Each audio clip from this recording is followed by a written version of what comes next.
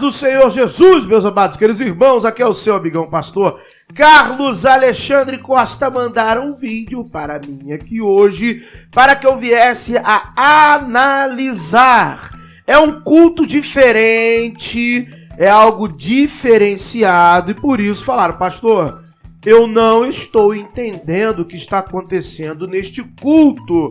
Você, o senhor, poderia analisar? Falei, então, tudo bem, eu também nunca vi esse culto, não sei o que está acontecendo e eu vou analisar lá no canal. Beleza, vamos embora, vamos analisar. Mas antes, eu lhe peço, se inscreva no canal, deixa aquele like no vídeo, comente, compartilhe, por gentileza. Isso é importante para o crescimento do nosso canal. Você que gosta e que valoriza o meu trabalho, beleza? Link na descrição, Seminário Teológico, parcela única, preço acessível, centenas de alunos satisfeitos no Brasil. É só clicar aqui, tá na descrição. Vamos direto ao vídeo, então. Vamos analisar, já que é uma análise, eu não vou nem me valer do heresiômetro. Analisarei, sofrerei com os meus olhos diretamente no vídeo. Vamos ver o que temos aqui, então vambora, vamos analisar. Eu vou assistir tudo e depois eu vou comentar, hein? Vamos lá?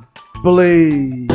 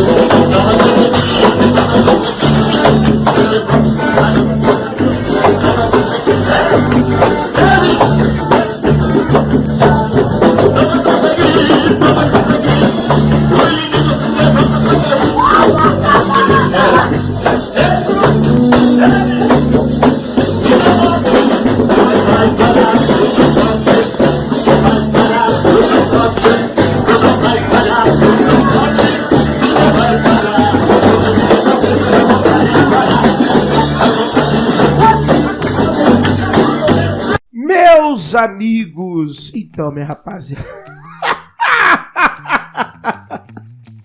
Rapaz, se eu não ver, eu não acredito. E mesmo vendo, eu continuo não acreditando. Mas vamos lá, vamos analisar, vamos falar sobre isso aqui. Obviamente, estamos vendo um culto sincrético. Temos aqui elementos de várias religiões. Temos elementos do candomblé, né? Temos ali espadas que são utilizadas em alguns tipos de cultos afro-brasileiros. E alguns vão chamar de espada de Ogum. Em outros vão até nomenclaturar como espada de São Jorge, mas não faz parte da cultura evangélica protestante brasileira, em um primeiro momento, ter estes elementos, né, espadas, incorporados ao culto, principalmente esses movimentos também da gira, da roda, né, dos deslocamentos laterais, todos esses em estilo de um tipo de marcha, né? Tudo isso aí é característico das religiões de matriz africana, que até dentro delas mesmo, os tipos de candomblés praticados no Brasil têm suas diferenças. Então, esse é um culto candomblélico, se eu poderia assim dizer, né, que é um culto do candomblé misturado com um culto evangélico, essa cultura das vestes de misericórdia, pelo menos é esse o nome que me deram aí dentro dessa cultura, um tipo de neopentecostalismo. né, também tem similaridades com algumas vestes de cultos afro-brasileiros. Não todos, é claro, mas algumas vestes. O que também nós podemos verificar é o tipo de ritmo, de batida. Nada contra o ritmo, nada contra a batida em si, mas que também não são ritmos característicos do movimento evangélico brasileiro, que se assemelha muito a hoje, né? Aliás, desde a década de 90 para cá, nós vemos muito, se copia o estilo americano, né? O que está acontecendo nos Estados Unidos se copia nas igrejas protestantes evangélicas brasileiras, né? Nunca se pensou em falar de música evangélica popular brasileira. Mas o que está se praticando nos Estados Unidos é aquilo também que se pratica aqui no Brasil. É dessa forma que o pessoal trabalha aqui no Brasil copiando os Estados Unidos. É igual worship. Você acha que isso veio da onde? Até o nome já denuncia. Worship veio dos Estados Unidos. Nós vemos claramente uma outra situação também, é que estes movimentos que se fala em línguas e se reproduz, vamos dizer assim, um tipo de manifestação sobrenatural, e olha, como mexer o bracinho assim, ficar assim, diz-se ser obra do Espírito Santo, mas não é obra do Espírito Santo. A própria Bíblia diz que nós devemos oferecer a Deus o nosso culto racional. O nosso culto oferecido a Deus deve ser um culto racional. Na Bíblia, o culto, sim, ele é realizado com elementos de cânticos espirituais, orações e a exposição dos ensinamentos da palavra. É assim que a normativa, inclusive da literatura paulina, traz para o cristianismo. Mas nós vemos que não somente no Brasil, não somente na África, mas em algumas regiões também dos Estados Unidos e algumas regiões também da Europa, das Américas, no Extremo Oriente, o culto evangélico, o protestantismo, ele foi sincretizado com elementos da própria cultura regional ou nacional, né? Então nós vemos lá os cultos com serpentes nos Estados Unidos, nós vemos os cultos que eram realizados na Europa, nas florestas, né? Ainda fazendo aquele movimento de rodar. Então a gente vê que vem daquelas culturas antigas, né? Do culto à natureza, de ficar girando em a natureza. Isso também acontecia na Europa. Então nós temos todo um sincretismo religioso que descaracterizaria este culto de ser chamado de um culto cristão ou um culto evangélico. Eu não vou dizer, estão aderindo a doutrinas de demônios ou algo nesse sentido, porque acabaria demonizando as outras religiões, e o cristianismo é uma religião, querendo você ou não. Evangelho não. Evangelho, os ensinamentos, a doutrina de Jesus Cristo não tinha por interesse ou propósito fundar uma religião ou se tornar uma religião. Eram ensinamentos. Era um tipo de filosofia espiritual, metafísica, que traz salvação à alma humana, sem a necessidade de instituições pré-estabelecidas. Mas o ser humano, né, ele se vê nessa saga antropológica perdido em busca de uma divindade. Então, e ele transsignifica essa busca na figura de seus sacerdotes, né, de seus ungidos, seus escolhidos, seus machias, seus profetas, seus reis, seus presidentes, né, seus políticos, né, e por aí vai em diversas escalas da sociedade.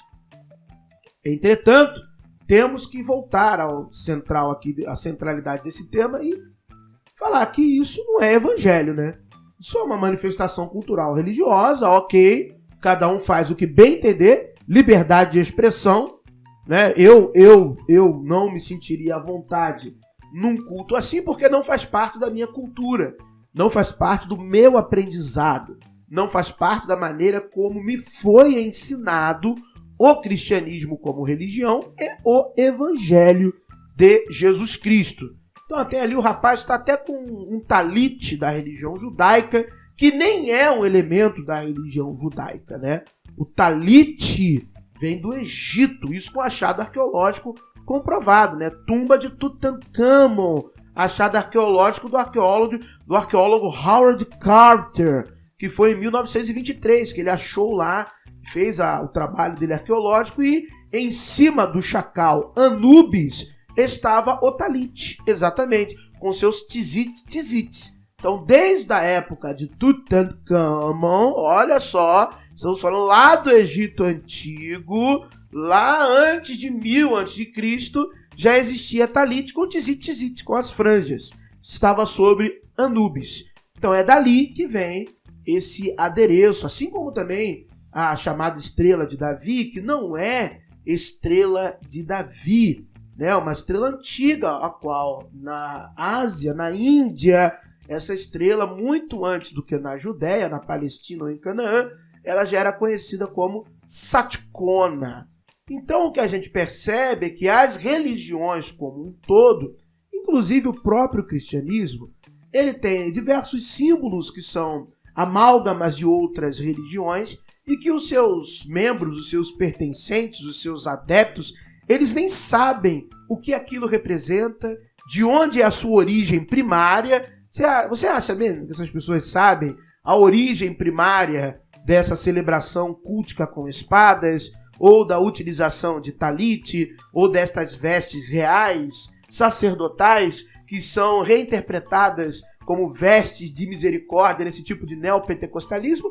Obviamente que essas pessoas não sabem disso. Elas nem fazem noção da origem desses elementos religiosos. Mas eu defendo também a sua liberdade de expressão, né? Livre pensamento e cultuar a quem quiser. Só não me obrigue a dizer a mentira sobre esses fatos, né? Que a verdade plausível, possível de se dizer, é que isto não se conecta com o evangelho bíblico de Jesus Cristo, que é um culto sincrético com elementos de várias religiões, desde religiões afro-brasileiras até a religião judaica, e que isso não tem nada a ver com aquilo que a Bíblia nos ensina. Isso é uma manifestação cultural, religiosa, uma festa, uma celebração, em que as pessoas se sentem bem em fazer desta forma o seu culto. Valeu, rapaziada, que foi seu amigão Pastor Carlos Alexandre Costa. Deus abençoe a sua casa, a sua vida, a sua família, o seu ministério. Um beijão. Fiquem todos na paz do Senhor Jesus.